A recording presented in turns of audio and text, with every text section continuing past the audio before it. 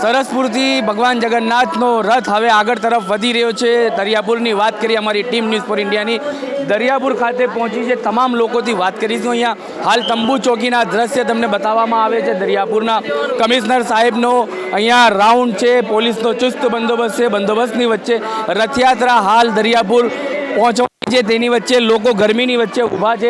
તેમનાથી અમે વાત કરી શું કહેશો?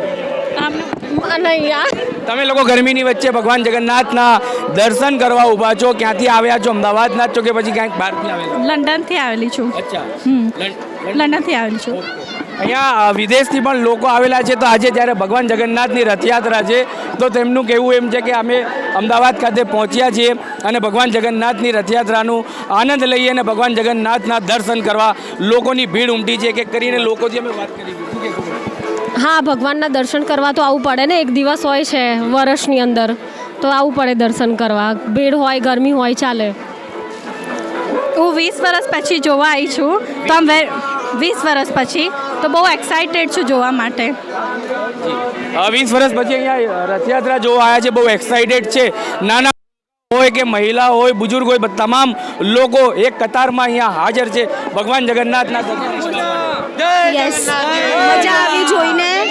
મજા આવી જોઈને દર્શન કરવા ઊભા છો। હવે કેટલા, જો તમારી સમયની વાત કરીએ તો હવે તમારું જે જો પ્રતિજ્ઞા કરવાની જે રાહ છે તેનું અંત આવવાનું છે ક્યાંક ને ક્યાંક, અને સરસપુરથી રથ આગળ તરફ વધી ગયું છે। હાલ ભગવાન જગન્નાથ દરિયાપુરની યાત્રાએ નીકળશે, ત્યારે તમે યાત્રા કરશો, કેવું લાગશે તમને? યાત્રા કરીને સારું લાગવાનું છે। એન્ડ ભગવાન આવે આપણા ઘરે કેવું લાગે? સરસ આમ આપણે મંદિરમાં દર્શન કરવા જઈએ, આજ ભગવાન પોતે દર્શન આપવા આવે છે, એની ખુશી બહુ છે।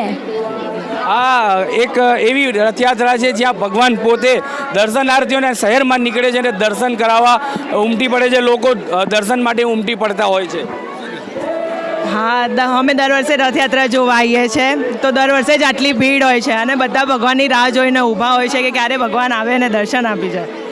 દરિયાપુરની જો વાત કરીએ તો તમે કઈ રીતના જોઈ રહ્યા છો કોમી એકતાની વચ્ચે, આ વાતાવરણની વચ્ચે? તમે અહીંયા દરિયાપુરમાં છો, અહીંના રહેવાસી છો અમદાવાદના, કોમી એકતાની વચ્ચે લોકોને, યુવાઓને શું મેસેજ આપવા માંગશો કોમી એકતાને લઈને? એવો તો કંઈ ખાસ મેસેજ નથી, પણ બધા એક યુનિટી ધર્મ, હા, તમામ ધર્મના લોકો એક થઈને બધા ભગવાનની આતુરતાથી રાહ જોઈ રહ્યા છે। ભલે હિન્દુ, મુસ્લિમ, શીખ, ઈસાઈ કંઈ પણ હોય, એ બધા એક સાથે ઊભા રહીને અને ભગવાન જગન્નાથની રાહ જોઈ રહ્યા છે। જી ચોક્કસ, હિન્દુ, મુસ્લિમ, શીખ, ઈસાઈ તમામ ભગવાન જગન્નાથના દર્શન કરવા અહીંયા ઊભા છે। રેપિડ એક્શન ફોર્સ હોય કે BSFના જવાનો હોય, તેની વચ્ચે હાલ અહીંયા ભગવાન જગન્નાથની રાહ જોવાઈ રહી છે દર્શનની, અને લોકો દર્શન માટે એક એક કરીને અહીંયા હવે એકઠા થઈ રહ્યા છે। દરિયાપુર આખું જે છે લોકોથી, દરિયાપુરના રસ્તાઓ જે છે લોકોની ભીડથી ઉમટી પડ્યા છે।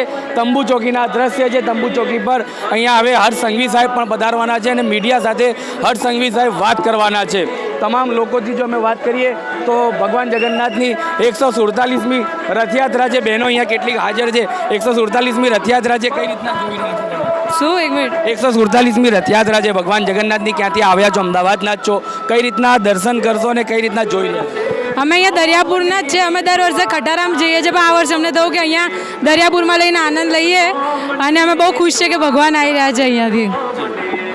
હું બહુ ખુશ છું। અત્યારના યંગસ્ટર્સને આ બધી વસ્તુઓ, જે પરંપરા આપણી ચાલતી આવી છે, એ ચાલુ રહે અને આગળ આનાથી વધારે સારી થાય, એના માટે હું બહુ ખુશ છું।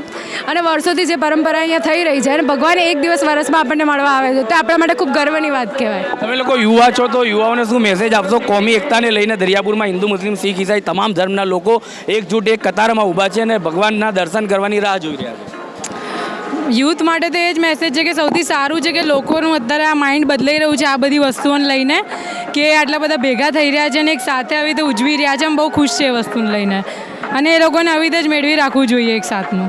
જી ચોક્કસ, ત્યાં ગંગાજમની તહેજીબની વાત કરવામાં આવે તો દરિયાપુરની અંદર હિન્દુ, મુસ્લિમ, શીખ, ઈસાઈ તમામ ધર્મના સમુદાયના લોકો એક સાથે એક કતારમાં ઊભા છે, અને લોકો યુવા તમામ મેસેજ આપી રહ્યા છે આવનારી પેઢીને કે આ જે ગંગાજમની તહેજીબ છે તે કાયમ રહેવી જોઈએ।